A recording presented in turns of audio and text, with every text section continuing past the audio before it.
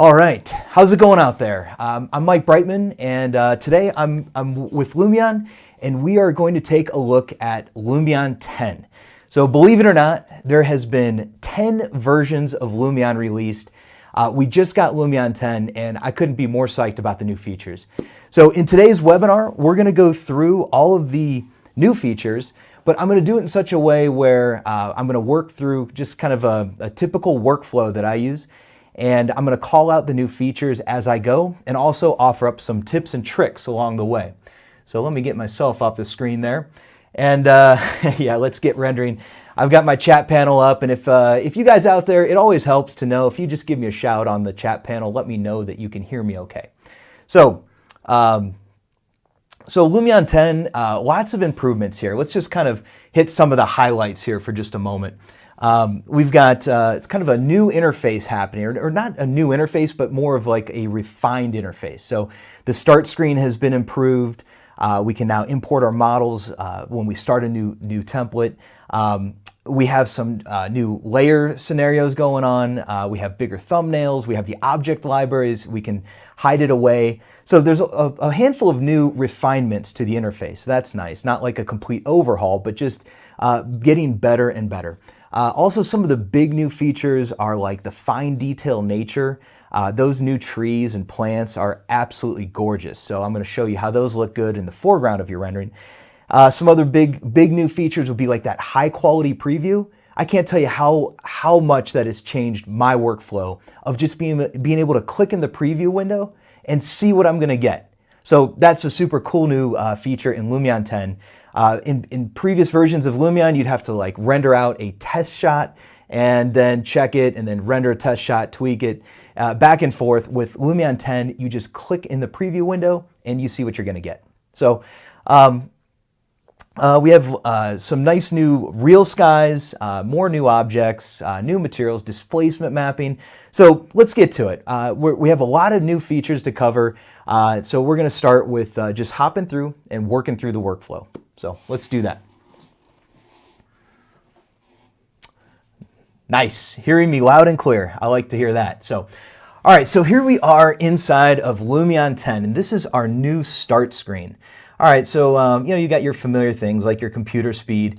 Something you should take note of is that we do have a brand new example scene. That's the Villa Van Manen, and we've got a lot of nice tutorials on that example model, and lots of stuff you can follow along with. So definitely check that one out, and that is the model we're going to work with today. But this is the example one. You can get in there and click around. I'm going to make my own. Also, keep in mind that our news and learning section, while maybe this isn't completely overhauled, this is just an important thing for you to be aware of. This is always updating and changing, so be sure to check back here and take a look at these different news and learning and online tutorials. This is how you get really good at Lumion. All right, so I'm going to click on New. Now, when I click on New, this is a new screen. So you can see that we do have our 6 scenarios going on here. We have like our plain, but then we have a forest environment, we have a tropical environment, we have our mountain range, and our suburban environment. So we have some new templates that actually have a bunch of vegetation already loaded in. And so that's kind of a nice way to start if you just need a background just to hit go. These new environments are pretty handy for that. But check out this button. I'm going to click Select Model, and I need to navigate over to my, let's see, we're going to go with Presentations, New in Lumion 10, and here's my Villa Van Manen SketchUp model. I'm going to choose my model right here on my start screen, and that way when I click my template, it's going to load it up for me. So this is kind of skipping the entire steps of live syncing or importing your model. So that's kind of a nice new feature. It's going to dump that Villa Van Manen SKP model at 0, 0, 0. So give that just a moment to get in there, and then we're going to orbit around and take a look. Perfect. All right, so check this out. The SketchUp model is dumped into my plain environment, looking pretty good. And if I click on that model, you can always see your type in dimensions. And you can see that our position is at 0, 0, 0. We're in good shape. Okay, so while we're here at build mode, I want to call out some new features in build mode. And so we really have like an expanded environment happening. So let's hop over here. I'm sorry, I'm getting ahead of myself. Let me deselect this, and we're gonna talk about some improved materials. So the way that the workflow goes with Lumion is you build your SketchUp model, you build your Revit model, Rhino, any of these different modeling programs. You create those models and then you import into Lumion. And I have a very specific formula that I follow every time when I'm building my scenes in Lumion. And it starts with texturing, and then I move to adding objects, and then I move to adding effects. And that goes with my stills, animations, virtual tours, virtual reality. So what I want to talk to you about now, though, is the improved materials. So that's like the first step. Your model gets in here. It doesn't look that great. It looks kind of cool, and we got our nice background, and we have some nicer shadows maybe, but we don't have nice materials. So let's take a look at materials, and just to kind of give a once over on the materials that are new in Lumion 10, we have 133 new displacement map materials. Now those I'm pretty sure those were displacement maps added to previous materials, but whatever it is, the displacement map, displacement slider, it gives this extreme sense of three-dimensionality on any of your textures. We also have 34 new materials, and we have a new custom materials library. So let's get to texturing this model, and I'm going to call out some of these new features. Okay, so inside of Lumion here, let me just get some better sunlight happening on my model here, and I'm going to go to my material editor. And now, of course, as I move my cursor around, I can click on any of these different materials, and let's start like with this brick here, or this stone. So in Lumion, you have the ability to either swap out textures or replace the textures with Lumion properties. So I'm going to make this into, I'm going to go to outdoor and then choose bricks. Okay. Now, if I take a look around here, see, these are all just those regular Lumion materials. But if I start clicking down the line, check this out. The displacement map materials have a D icon in the bottom right corner. All right. So as I hover around through these, you can see that each one of these is a different displacement map material. And I did find a pretty nice brick here at the end. I like this one. I'll click on that, and we can kind of zoom in a little bit and get a good shot of that. All right, so check it out. If I double click on any one of these materials, I can edit it. And then you can see that we have this displacement map slider. All right, so we can kind of push that brick's three-dimensionality in and out. Super cool. Like this is much more than like adding the normal maps and all that. We get so much more just complete three-dimensional displacement here.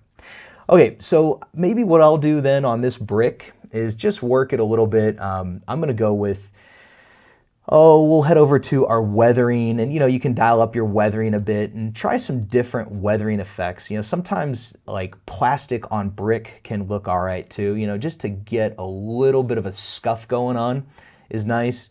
Maybe I'll add some foliage just for the heck of it here. So we'll add our spread, we'll bring our leaf size down, we'll adjust our leaf type, and of course I can bring my ground level. If I hold shift, I can make like a much more precise or subtle adjustment.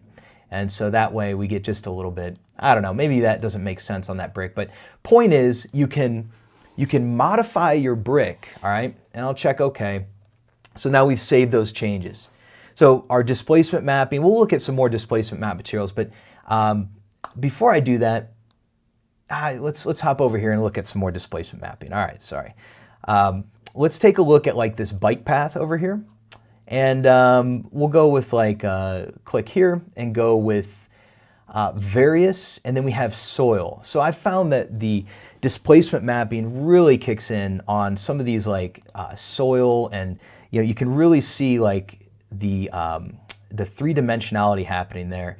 Let me scoot over, and maybe we'll use this as a better example, and go to various and soil, and take a look at some of these three-dimensional soil maps. Like this one has footprints in it.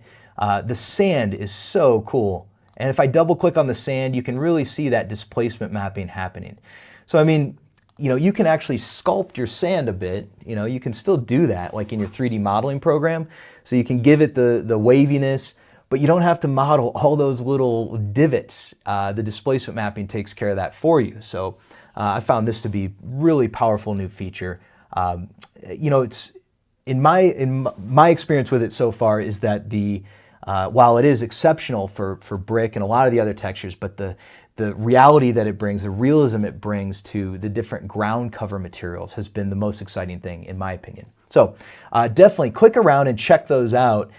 You can always find your displacement mapping materials because they do have this D next to them. And make sure you click through those sub-tabs too, because there's a lot of options in here. Just tons of options. All right. So we've added some displacement mapping, but I want to go back and take a look at this brick that I worked on. All right, so like, let's say I've got this brick now, I added some weathering to it, and now I want to keep it for use later. Well, we have this new custom materials library. So I can save this to my custom materials, and I'm going to just name this MB brick, like that. And I'll say, okay. So now that material has been saved to my custom materials library. So I can now access that custom materials library inside of this model, or in my next project, I can go and I can use these different materials. So let me show you how to do that. I'm going to head over here to this other kind of stack. I mean, this looks like brick to me. Let's make it brick. All right. So I'll click. I'll go to my custom materials library. So this is a new feature here, custom materials. And then here you can see I have my MB brick, and I can just click to assign the exact same brick with the exact same properties. I don't need to copy and paste the properties. I don't need to save the material out and load the material in. It's a very streamlined way of creating materials that you like and then reusing them wherever you want to. All right, let's see, what else do we have? So I think we're good to go on materials. Of course, I don't think I can ever do any demonstration in Lumion without just quickly talking about 3D grass. That's just my absolute favorite thing about Lumion, is that 3D grass. Not new in Lumion 10, but certainly worth noting that the 3D grass in Lumion is absolutely spectacular. So anyways, let's load up a material set. I've already got this model all textured and kind of taken care of. So I can just load a material set, and that way the model is going to look the way I want it to look, and we can start to add some objects and kind of move on. So if you're not familiar with material sets, this is a great trick. So these buttons up here, material sets, if you get a lot of your kind of default textures taken care of, save it as a material set, because then you can just load it every single time. So it basically like paths together the material name with the properties in Lumion. So that's a function worth exploring to save yourself some time. Okay, so let's take a look now at some of the expanded environments inside of Lumion 10. And when I say expanded environments, I'm talking about two things. We're going to talk about real skies in build mode, and we're also going to talk about the OSM height maps. So let's hop into Lumion again and take a look. So I'll check OK here, and let's see, we're going to go over to our weather tab. So the environments in Lumion, I mean, that's the strength of Lumion, is that you have the ability to craft your environment. So we have this new real skies in build mode. So the real skies were previously only available in the effects, in the camera and animation studios and all that. But now in build mode, I can choose from all these different real skies. So you pick your time of day or your kind of sky scenario, whether you want like a nice sunset going on. Look at that, that's perfect. Real skies in build mode. Click on that tab again, we can go to clear. I usually opt for a clear day when I'm working, and don't discount the night real skies. We're gonna get there. These aren't great for modeling or crafting your scene in build mode, in my opinion. Maybe we'll switch over to those and when we look at the night sky renders. But yeah, I suppose if you're adding lighting, these would be super handy. So, what I was going to say is that like I don't typically use the night skies for working on my scene, but they are absolutely spectacular when you render them. All right, so let's pick like, I'm going to go with a cloudy day, and we'll just pick kind of like a bright, sunny, cloudy day. And then of course you adjust the direction. So we have real skies in build mode. All right, now the other big improvement is on our OpenStreetMap tab. So this is on the Landscape tab under OpenStreetMap. We click the power button and turn it on. So we have the ability to now import these height maps. So we bring in real world terrain right inside of Lumion. All right, so to do that, I'm gonna click on this pick GPS coordinate, and then I'm gonna type in, I did find a site, what is it, just north of Napa in California. It was kind of a nice rolling hill and some mountains in the background. So you type in your location, you can do a search, and then down here at the bottom, while that's loading, you can turn up your OSM range. I'll mess with that again, and the real important piece of this is this button right here, which says, right now it says do not download height maps, but we're gonna check that on, and then we're gonna actually download those height maps. So just gotta get this guy, it's kind of taking a moment to refresh that map. I'm gonna be patient. Let's see. I'm gonna scoot this a little bit. It's hard for me to be patient on these. Let's see.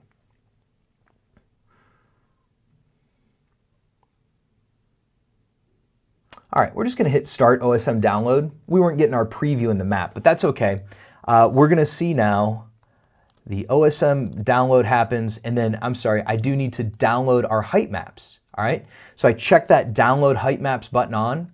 I'll go with start our download, and here comes my terrain, all right? Now, let's let that crank for just a moment, and then you can see that like this shifts, and check that out. We've got all these rolling hills and mountains in the background. That is absolutely fantastic. And these are realistic, you know, these are pulled from real world data. So here's a tip for you though. What I don't love about this import is this kind of land use circle that happens. So what I've found is I just turn off these checkboxes. So I turn off my water, my earth, and my land use. And what that leaves behind, my buildings and roads, I think that's cool. I'm okay with leaving those intact. But you know, so now it just has a more natural feel, I think. And so if I'm going to use this feature, I would turn those off. But keep in mind, you know, you can go all the way. Like if you've imported your roads, you can turn those off and turn off your buildings too. But we're going to leave our roads and our buildings checked on. All right. So now, you know, what I would probably do is just adjust my model just a bit and move that up above my Lumion landscape. And so now, you know, check that out. Again, we'll just kind of do like a quick circle around here. And you can see any rendered shot of this house is going to have a beautiful, realistic backdrop. So that is the new OSM height maps inside of Lumion. All right, that looks good. So let's now, you know, the next step after, you know, we've textured our model, we've crafted our environment, and now it's time to add objects. And there's a lot to talk about with objects in Lumion 10. So as usual, there's new objects. There's always new objects, and that's exciting. There's 364 new objects, and we're going to look at some of the nature objects, specifically the fine detail nature. So we do have 62 new fine detail nature objects. And those nature objects are just so, I don't know, what's the best way? Fine detail. I mean, the name says it all. It's like every leaf is shaking, the texturing and the just the depth of the textures, everything about them is so much more realistic. So they do work really well in the foreground of your scene. I'm going to show you how that works. Some other improvements and new features in line with objects is that we have a paint placement tool. So now we can just like paint our trees and our rocks and our logs and shrubs onto our model. It makes it super easy to craft that entire context environment. We also have large thumbnails and the ability to collapse the collapse the library viewer. And also there's been some subtle improvements to the layering dialog. So let's get to it. Let me see here, just checking my notes. And yeah, let's hop into Lumion and take a look at objects in Lumion 10. Okay, so first thing I would do here is I would probably just start by looking at the paint placement tool. I mean, it's just so powerful. Let's go to nature, and I'm gonna pick a tree. And I gotta be honest, you know, the library in Lumion, I mean, it's grown. Like at this point, there's, I think the final count was 5,758 objects in Lumion. That's pretty outstanding. And you know, I mean, I was already very satisfied with the nature library. It just keeps growing. So as far as I can tell, you know, we have conifers, we have broadleaf, we have palm trees. Each one of these has several subtabs. If you're not familiar with the Lumion library, it's expansive. It is huge. So look at all these subtabs. I mean, tons of trees. So it seems to me that, you know, I'm no landscape architect, but you know, a tree like this looks like something that might grow in California. We'll go with it. All right, so like, you know, you can just click to place a tree. You know, that's possible. But this new, you know, I'm gonna go with a bigger size on this. Maybe, let's see. Oh, I just wanna pick a bigger tree that we can really use to craft our environment here. Almond tree could work. I think these elms are more in line with what I'm looking for. So we're gonna go with an elm. Okay, so I've picked an elm tree. Of course, you can like click to place those elm trees. That's old news. This button is new, paint placement. When I click on paint placement, I now have this like brush that it's kind of similar to those landscape tools. And I'm gonna back the density down. I like to go down maybe like to 0.6 and watch this. You just click and drag and just dump all these trees into your model. It's so easy just to like scatter those trees. And then I can go and hit erase, and I can kind of like thin the herd here and just like, you know, get rid of some of these trees to make it look a little bit more natural and spread out. So the ability to just paint all of these different trees in there makes it so easy to craft this entire environment. Let's do it again. I'll switch back to paint selected object. And as I click and drag, you know, I can kind of like scribble around a little bit. That looks good. We'll pick another one. Let's just kind of march down the line, and I'll pick a few that I think might look good in here.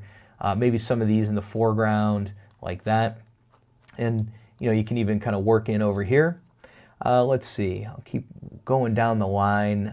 This big leaf maple, that's kind of a nice big tree like this, like that. All right, and then when I use my eraser tool, you know, if I want to thin out, it's only thinning the tree that I'm on, all right? And it doesn't matter if I placed that tree with, you know, like this, I'm on this big leaf maple 2 XLRT. Now, if I place those manually, like one at a time, I could still use the paint placement to thin them out, but it's only responding to that one tree right now. All right, so let's just kind of zoom down in and take a look. And, you know, really the goal here is to just get the environment to look more natural, so that like when I take these shots, I mean, that's gonna be great with the mountains or the hills in the background, lots of trees kind of blocking that horizon line. And it's only until I get over here that, like, you know, I'm kind of empty on this side. But honestly, I mean, that's no big deal too. Like, it's pretty easy. I could just use like, I'll check OK. And, you know, maybe I'll just like grab a handful of these trees and hold Alt and make a copy of them. Let's see if I can do that. I'll just try and grab a handful of these guys. I want to freely move them, not up and down. So I'm going to do a free move over here and see if I can just, you know, copy a handful of those like that. So looks good. You know, so then I can just kind of keep working these around.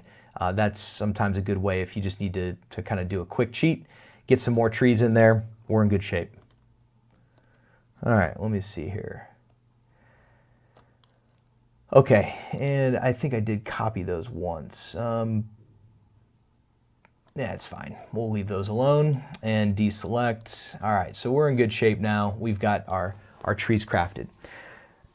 All right, so now let's take a look at our fine detail nature trees. These are a separate collection. If I go to place, and then over here on my object library, we can see fine detail nature. This is a new object category. And, same deal, you hover around. And, this actually, if I just go and find a tree, let's see, I like the chestnut is a decent tree. I know we always find our favorites here. And, all right, so if I kind of position this, I can hold L, and that's a shortcut to kind of resize it. And I can hold R and I can like rotate it around, get the look I want, and click to place it. Now, take note that when you are placing these fine detail nature objects, we do not have the option to paint place. And I'll tell you why. Because these trees are so detailed, and we don't want to dump a ton of these into our model because they do slow down render times a little bit.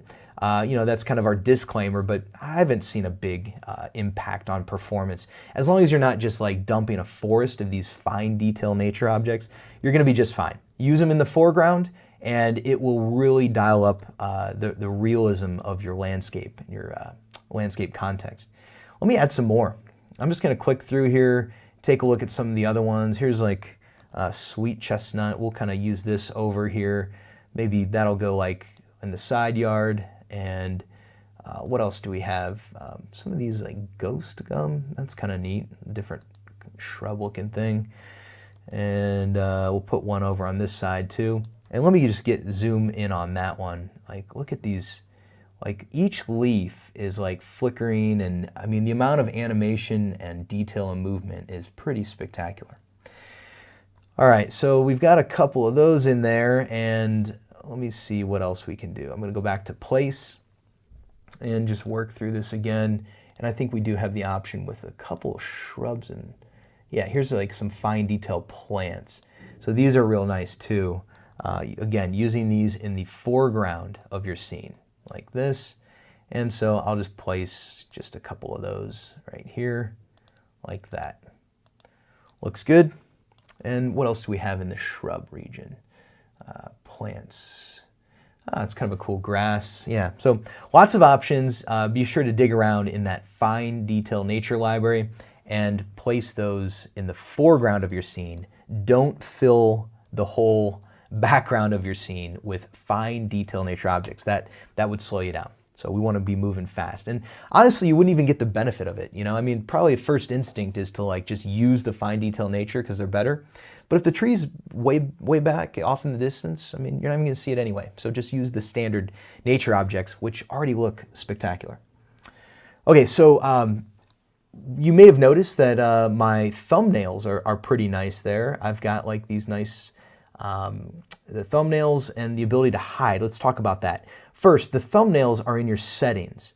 Use large thumbnails. That's on. All right, so we're good. If we're off, these are the kind of old thumbnails that we used to have. So, some people like that, and that's okay. Go for it if that's your thing. I do like the new thumbnails. So I'm going to turn those on. That's in your settings. All right, so now we have these large thumbnails. And a new feature of the object library is the ability to hide. So that way you can kind of get that library out of your way for a moment, and then it's easy just to click on that thumbnail and get it back. So just some kind of workflow tweaks on how to make it easier to kind of get to the object that you like. All right. Let's see, and then one other object that's kind of cool, it's new in Lumion 10, is a landscape cutter. Now you can see here we have like a pool in the backyard, and I'm just gonna, I'm not really experiencing the problem that this fixes, so I'm gonna make the problem. I'm gonna use the height tool, and I'm gonna raise my ground here just a bit, and let's see if I can just get like my terrain to come up here. There it goes. All right, so let me undo that. That was a bit much. And there we go. All right, so see how the grass is showing up in the bottom of the pool? Well, that just happens because Lumion's landscape, it's like coming up, the model's kind of buried in there. So check out this new tool that fixes this. So I can go to my objects under utilities, and I can choose cut. All right, And now you can even see what it's doing. It's like eliminating the Lumion landscape. So whenever you have like a pool or a basement, you can just place this in here and I can stretch it and see it just gets rid of the grass in the pool. So that's kind of a nice fix. There's some workarounds previously on how you could paint the landscape and push the landscape down. They were workarounds. This is like a tool that directly addresses that issue. So that's pretty cool. That's a new feature in Lumion 10. And you can have two landscape cutters at the same time.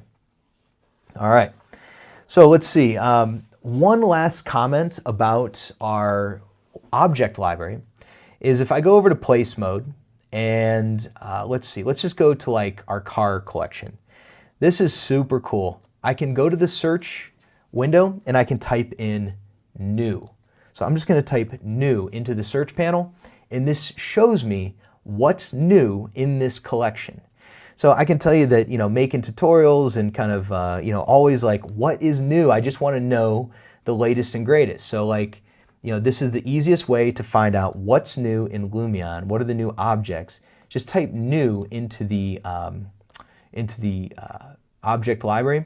And so for any of these different objects, like if I go to outdoor and click search and then type new, we'll get a different collection. So these are all new models in Lumion 10. Pretty cool.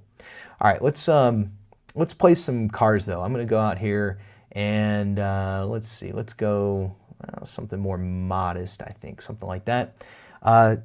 Whenever you're placing these objects, I think it's always a good reminder to remember the keyboard shortcuts. The keyboard shortcuts are showing up in the bottom right corner of your screen.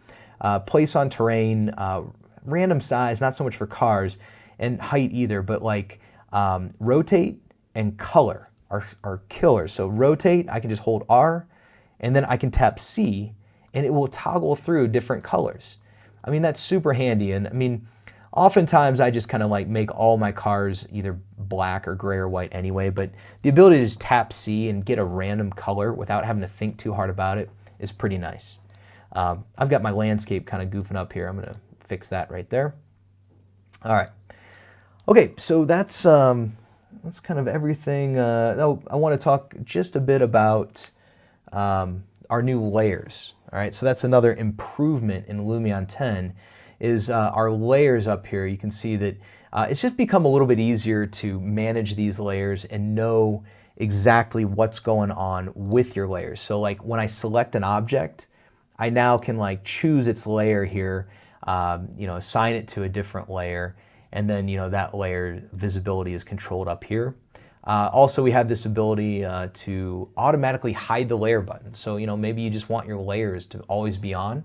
Like if you're actually working with your layers, extensively adding objects and moving between layers, I think it's a good idea to let your layers be on. And then your current active layer, in my opinion, is a lot clearer. It's just you pick a layer to be on. And it wasn't like bad before. I understood it and I got used to it. But I think that anyone coming in the door is going to find that our layering system has been improved drastically in Lumion 10. All right. Okay, so we're getting somewhere. We've got some of these new features going on. We're moving fast, getting our scene populated. But that's what Lumion's all about: is the ability to get something out the door right away, like in an hour. That's what I love about Lumion. So let's get over into our effects and start pushing something that we can actually print and deliver to a client. So in Lumion 10, we do have some new effects. There's the real skies at night, there's aurora borealis, and then there's photo matching and AI artist style. So all of those are pretty cool new effects. I'm going to show you where they all are, and we'll demonstrate a handful of them. The other thing about the effects that I think is it seems so I don't want to say it's insignificant, but it's like such a small tweak, the high quality preview, the ability to do that. I'm sure it took a lot to make happen, but it's such a small thing that I now use over and over and over again. And I'm going to show you how high quality preview is going to drastically expedite your workflow of getting to the result that you want much quicker. So let's take a look. All right, so Inside of Lumion, I'm going to hop back over into my photo studio. And of course, you know, whenever I'm doing exterior shots, I always double click on that focal length and type like 35. And then, you know, it's just a higher focal length kind of flattens out that elevation. I think it makes it look a little bit better. Let's get some of our hills in there into this shot. So maybe something like that is cool. And I'll just set up a handful of shots here like this. And, you know, again, I want to get some of those like rolling hills going on in the background since we did import those. And maybe we can do like a close-up shot with, you know, our fine detail nature. You know, so that's really what I'm getting at is like keep those fine detail nature plants in the foreground. Okay, so check this out. The easy button. This, and I forget when styles came out. It was like maybe 2 versions ago, 3 versions ago. But styles are truly the easy button. You click on a custom style, you choose, say for instance, realistic, and now I'm going to click in my preview window.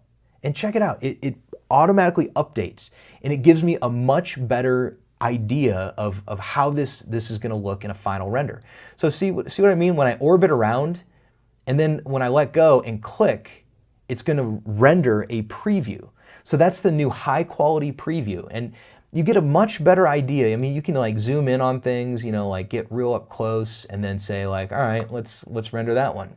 And you start to really understand like how the skylight effect and exposure and like some of these effects that used to like be a little mysterious, you know, they would kind of like come into play after you render, not in the real-time preview. It makes it much easier to understand those.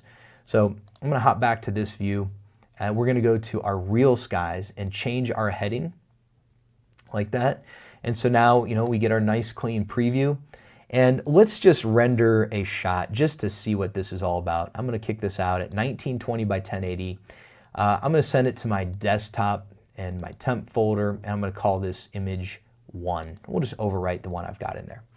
So Lumion's ability, you know, it's just so fast, so easy to make these renderings happen. You can see, you know, the ability to get something out the door in seconds, that was not possible just a couple years ago, or it's not possible in a lot of other programs. Let me open that folder and I'll hit enter, and that's going to open that image. And I mean, that's a pretty nice rendering for very little effort and very little time. All right. So remember, this is the easy button. You just click on a style and adjust the real sky and hit render. So that's the easy button, but maybe we'll spend a little bit more time on the next one.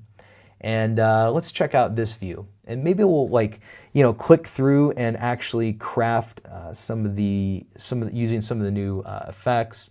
And all right, so let's set up a night scene. All right, so now for the night scene, I do want to kind of reposition my camera just a little bit. You know, if we're gonna use these real skies at night, I'm gonna do another camera over here.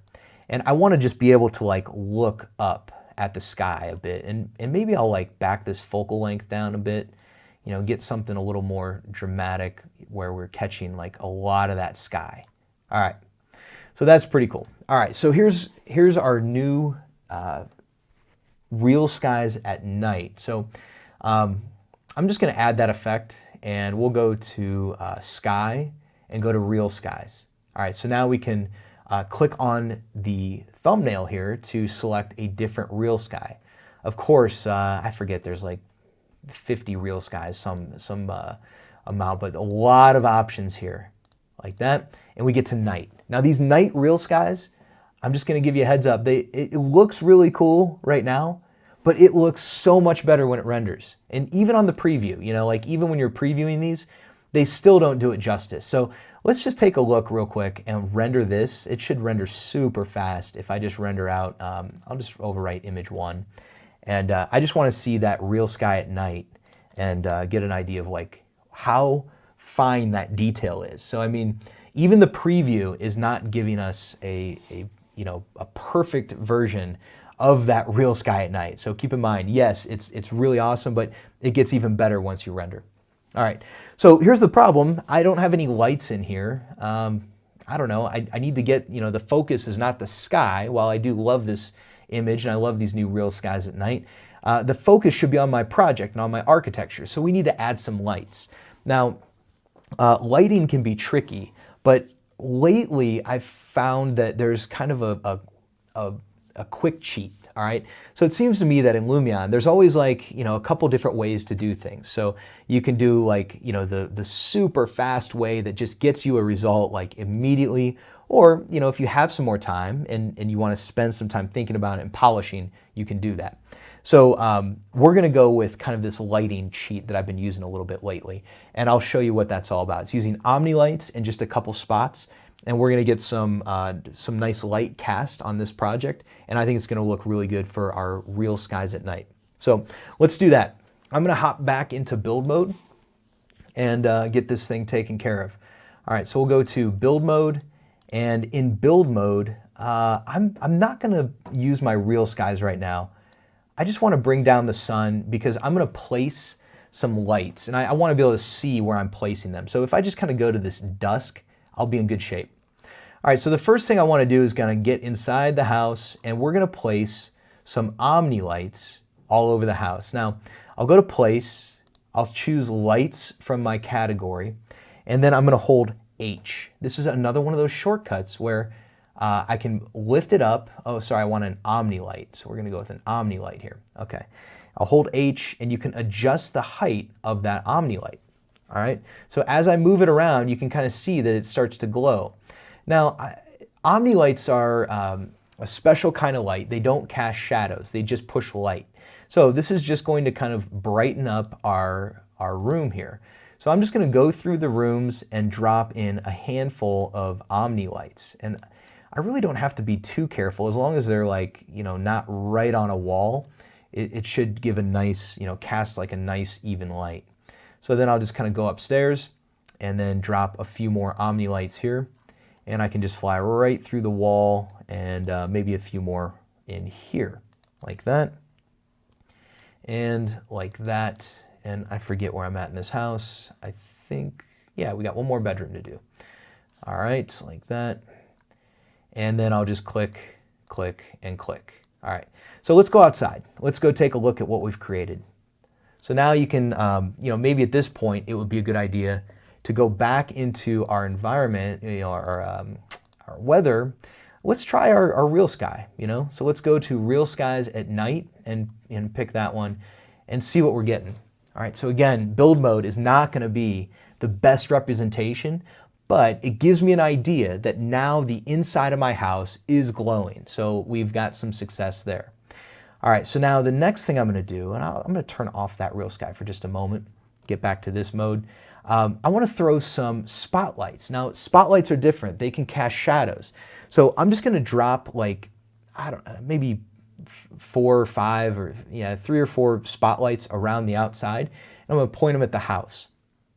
And what I wanna do is push the light across the trees to throw some cool shadows onto the house. So I'll go to Objects and go to Place.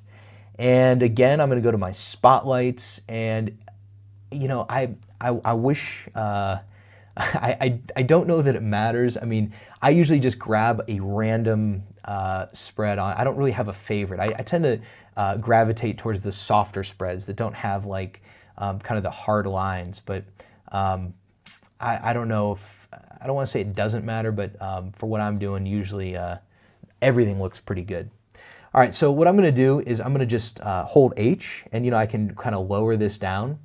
And I'm gonna cheat a little bit. This isn't gonna be like absolute realistic lighting. I just wanna get a light like roughly, we'll do like one here and one here. And then I'm gonna put one, maybe I'll put one like over here, like that.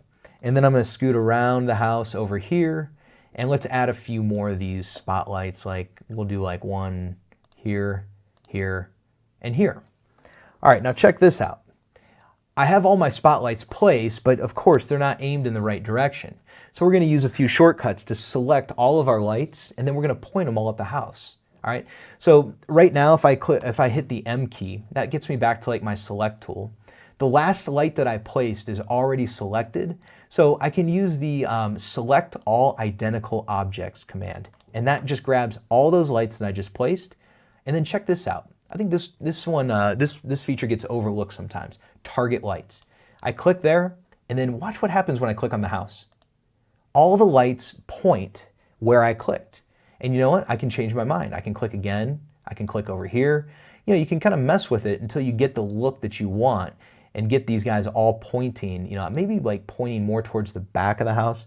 And, you know, of course, you can like adjust these lights after you're done, but I think we're good there. I'm going to hit OK, and we're going to see what we get. Of course, you know, Lumion is so fast, you can always make changes.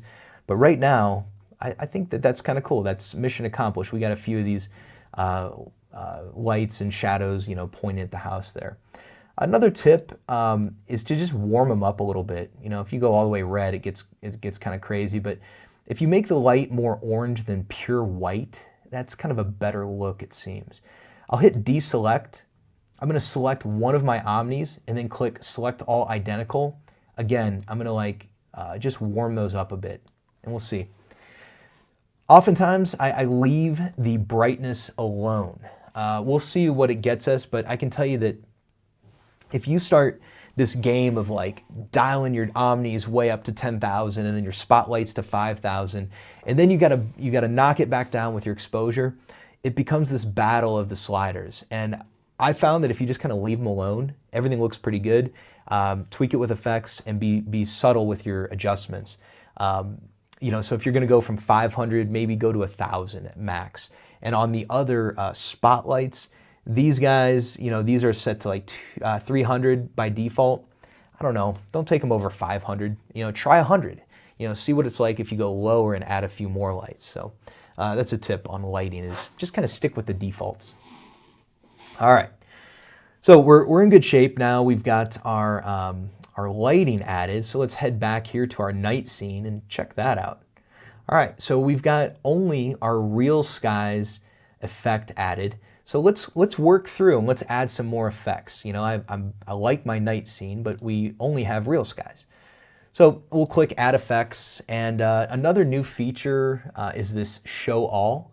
I think these are the maybe these are like the critical ones that you absolutely should use versus like show all is everything, right? So anyway, I'm just going to work through these kind of as I always do. And the order did change a little bit. We have a little bit more organization happening. So sun, I'm good.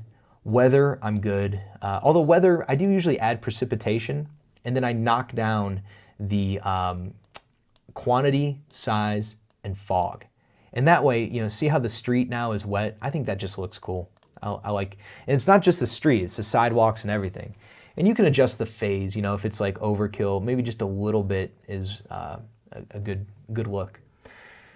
Okay, so that's precipitation. Sky, we've already talked about real skies and real skies at night, but we also have this aurora borealis effect, all right? Now I click on that and check this out. I'm just gonna go nuts, all right? Like tons of brightness, and that's like true aurora borealis, right? And it's super cool the way that it works, and we'll look at like, you know, animating this in our animation studio. All right, so while this effect is super cool and I like it a lot, I think it's not necessarily realistic. I mean, you know, this house in Napa is not going to have the northern lights happening, but I can tell you that like if you bring this brightness, let me mess with my color shift. If I bring the color shift over, it gets more pink than green. And if I bring the brightness down and just make it subtle, you know, you get a better, you get, you know, kind of a nice dreamy look happening. You know, it's just a little bit of magic happening to your night sky. And I think that that's a way to use this effect and just give a little bit. You know, a lot of these effects, it's like with cooking, you know, you don't get a handful of salt. You just give a dash, you know, a little bit of each effect, and you're going to get the look that you're going for. So we'll just go with a dash of aurora borealis, you know, keeping our brightness down, our color shift off the green, and we're good there. All right, so we've got our aurora borealis in there, and let's keep working through here. Objects, nothing real new here. Camera, I always add a 2-point perspective. That gets my verticals kind of shored up with my frame.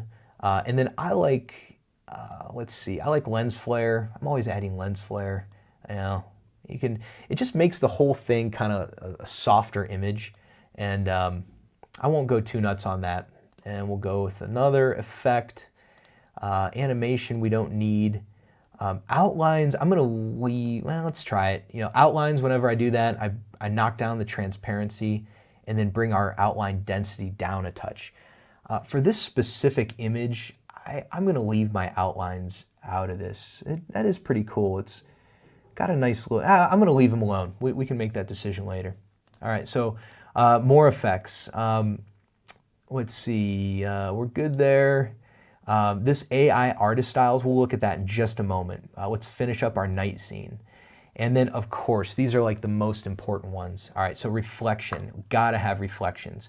And speed ray is just critical. I mean, you're gonna get much better reflections down here just by turning on, you know, your speed ray reflections. You can kind of see that happening where like we actually get the car. And then if we add reflection planes, you know, that's where we get like perfect reflections. Now, I've been told not to add so many reflection planes, but I've got a super high-end computer and it renders so fast anyway that I tend to just, like if I see the glass, I just go for it and add the reflection planes. I think it's fine. But if you don't have enough reflection planes to kind of get all the glass in your one view, I would just rely on speed ray. It seems to be good enough anyway, you know, especially for glass. All right, and let's see, what else do we have? Shadows. This is gonna be critical for this image. All right, so let's go with like soft shadows. So, you know, and again, I've gotten so used to it now where I'm like, wait a minute, why doesn't it look that great? And then the high quality preview updates, and now I'm getting my shadows. But check this out, all right? So I'm gonna scoot in and take a look at this, all right? And then we get click, and there's my preview, perfect. I'm gonna turn on soft shadows, and let's see, we get our update like that, and then we can do fine detail shadows. And this one might be a little bit tough to demonstrate for a night scene, but like fine detail shadows, I always turn those on as well. We're in good shape. All right, looking good, like that. All right, so as far as effects, we've got our shadows, reflections, skylight is always on, and then hyperlight is always on, and I tend to just turn it up. I've heard other opinions of just kind of keeping it down here, but I just dial it up. All right, let's render this night scene. I mean, this is getting to be pretty spectacular. So I'm gonna hit render photos, or render that photo, and I'll just overwrite that one. And let's let that one cook for just a moment. And again, like 12 seconds it takes to render a night scene. And I gotta tell you that previous to Lumion, I wouldn't mess with water, and I wouldn't mess with night scenes. They were so difficult to get them to look right.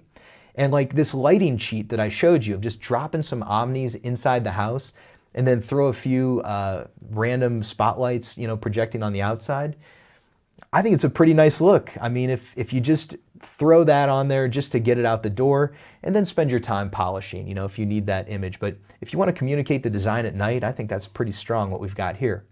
Let me open that folder, hit enter, and there's our final image, 1920 by 1080. With more focus on the architecture, but the night sky is really popping, and we dialed down that aurora borealis effect, and maybe even too much. You know, maybe I would just give it a little bit more magic in there, you know, to get that photo real dream effect. Like, yeah, it's not complete reality, it's just better than reality. All right, so I'll hit OK, and let's see.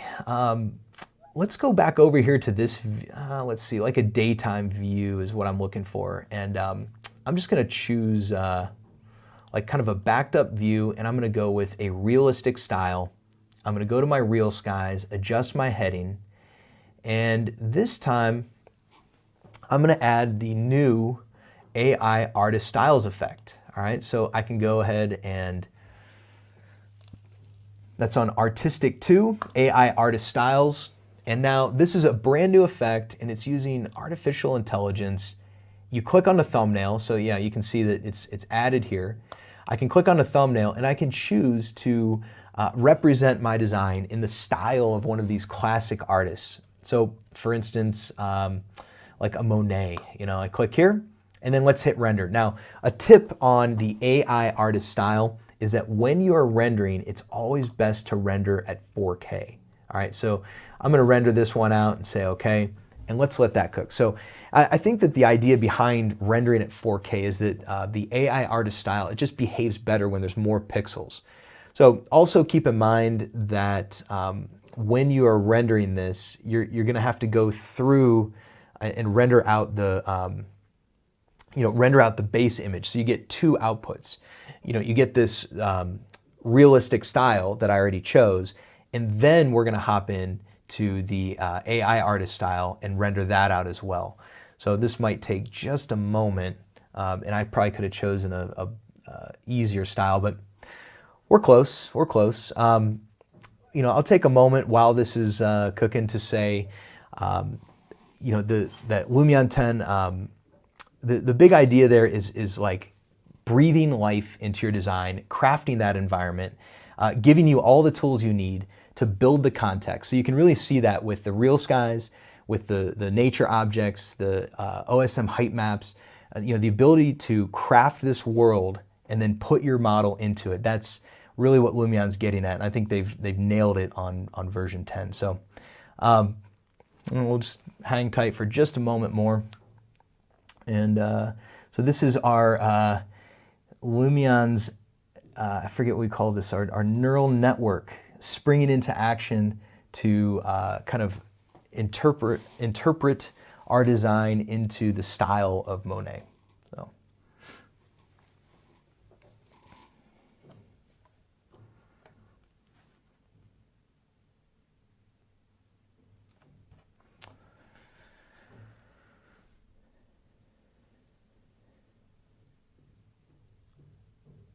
There we go. Pretty cool.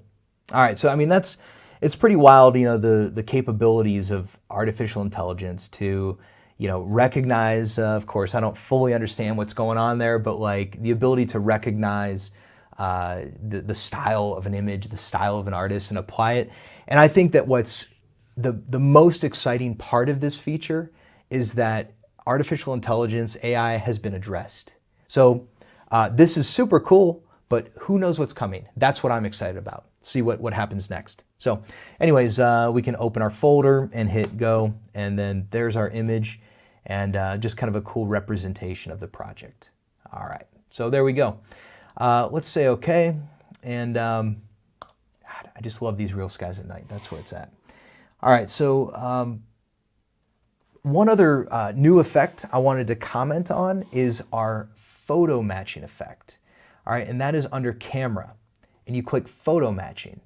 Now, photo matching, I'm gonna hit edit on the effect, and we're not gonna actually go through the demonstration because there's some great examples and tutorials.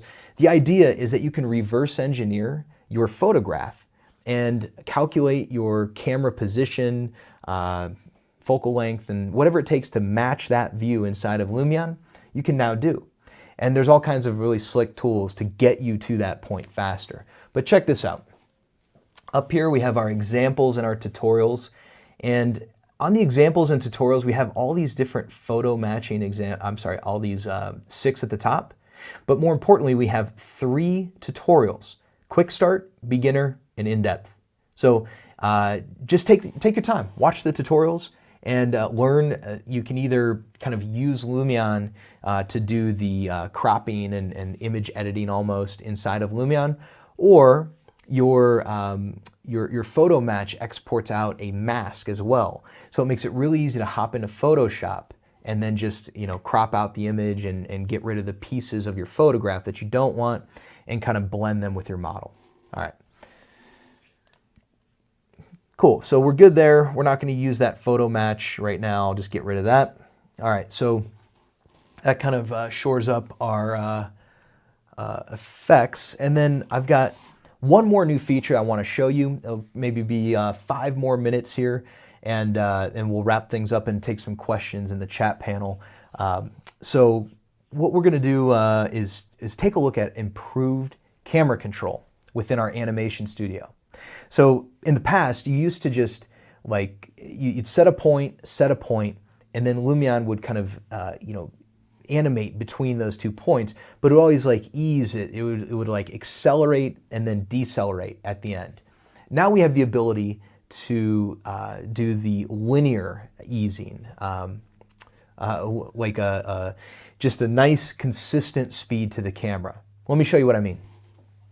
So first off, I'm going to copy these effects. I'm going to hit edit and copy the effects. And that way, when I hop over into my animation studio, I'm going to take a new clip and I'll add a point here.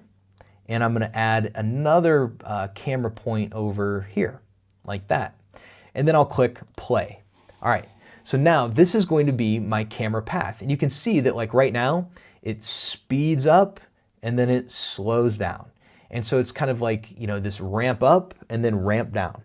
And that's represented here by these ease in smooth and our, ease out smooth. So if I want to get a different effect, I can just do a linear ease. So ease in linear and ease out linear. And now my camera is just giving a nice consistent speed from point to point. So that's super, super handy for just advanced animations. I was really happy with that. I used to kind of work around it by adding extra camera points, and it's just a nice feature now to have that nice, clean, linear ease.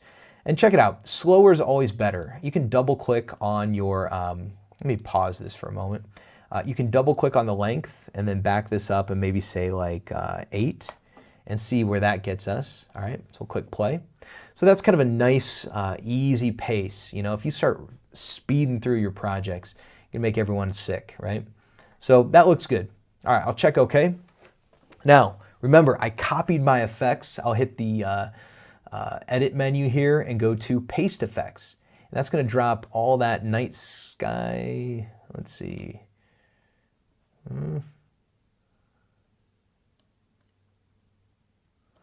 Let's see, real skies. Oh, there it goes. Sorry, it was just taking a moment to kind of get its update, but yeah, we're good. And so this real-time preview, this is happening inside of the animation studio as well. And let's preview it. Let's hit play. I mean, even the preview is pretty nice. Like you can see that the real sky gets kind of knocked down in quality just a touch, but it's going to look spectacular when we render this. All right, now here's the thing though, is that Aurora Borealis effect is really cool when it's animated. So let me show you just a quick tip on keyframes, how to animate, and keep in mind, like, yeah, this is for Aurora Borealis, but this is for any effect that has keyframes. All right, so we're gonna head over to our Aurora Borealis effect, and I'm gonna just slide my timeline back to the beginning, and we're gonna go with our time offset. All right, so I want the time offset to kind of start at the beginning, and I need to add a keyframe. So there's a keyframe. Now I'm gonna slide this guy, scrub it all the way to the end, and then I'm gonna go to my time offset.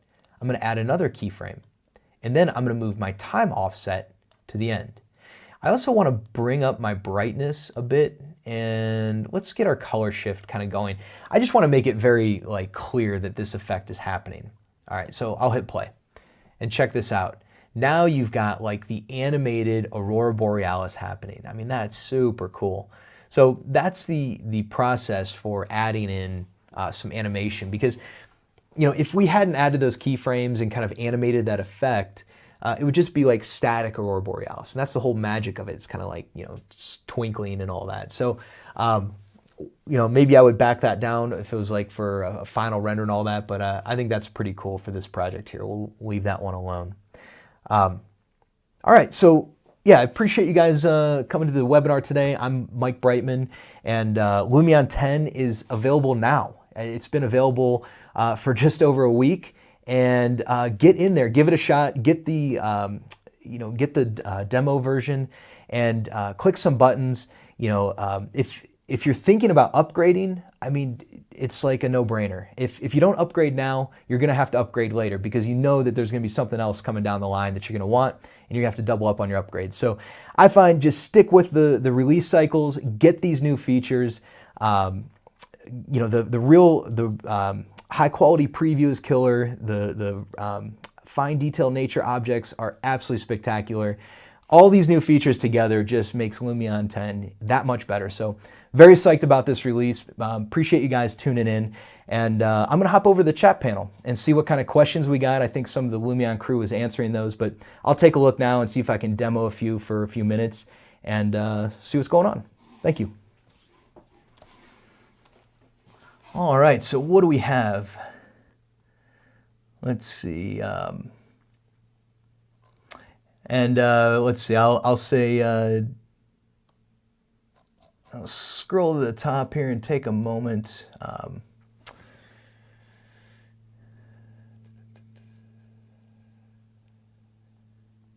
Yeah, so George, this will definitely be recorded, and yeah, I think that it shows up on the channel shortly after we finish.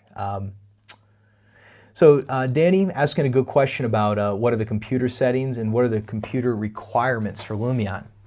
Now, I can, whenever I talk about computer specs, I always say you'll never sit in front of a computer while you're waiting for it to think things through and say, you know, like while you're rendering and chugging along in some big project, you're never going to look at your computer and say, I'm so glad I saved $500 on this machine. Just spend the money, go nuts on the specs, and then you'll be set for, you know, a couple years. So right now, this particular machine has an RTX 2080 Ti, and that is definitely on the higher end, and I haven't checked those in a while, but you could see, you know, what's the latest and greatest. But I can tell you that if you spend at least spend $500 on your graphics card, that's like a good standard. You should be able to get really good performance with $500 on the graphics card, and yeah, just, you know, push the specs, go nuts on it. I mean, of course, I don't know what the minimum specs are because I don't even care what the minimum specs are. I want to go so far past the minimum specs. You know, I want like 64 gigs of RAM, and I want as much onboard RAM on my graphics card as I can. And the processor, you know, you want to have a good processor, but that's in my from what I've read and understood, the processor is not the critical piece of this thing. It's all about that graphics card when it comes to Lumion. So we do have some tutorials at Lumion.com on picking machines, so that would be a good place to look that up.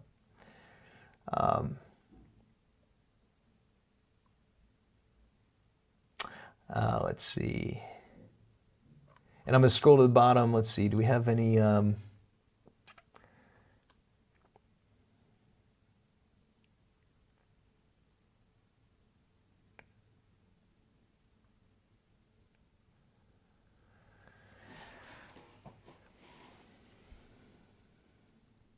as far as new materials, there's no ability to search that new feature in the new materials, but in the marketing on the marketing page, I think they call out the new materials there. Let's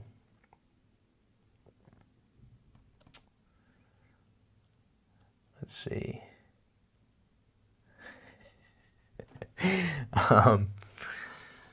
The questions are fantastic sometimes. Yeah, all right. I think I'm just gonna call it there. Let's see. Yeah, I'd say you know, we'll work on the chat here. Some of these I'm not exactly sure how to answer, to be honest with you. And I think it's just a safe play to call it good here. And so anyway, thank you guys very much for tuning in, and I'll see you guys in the next tutorial.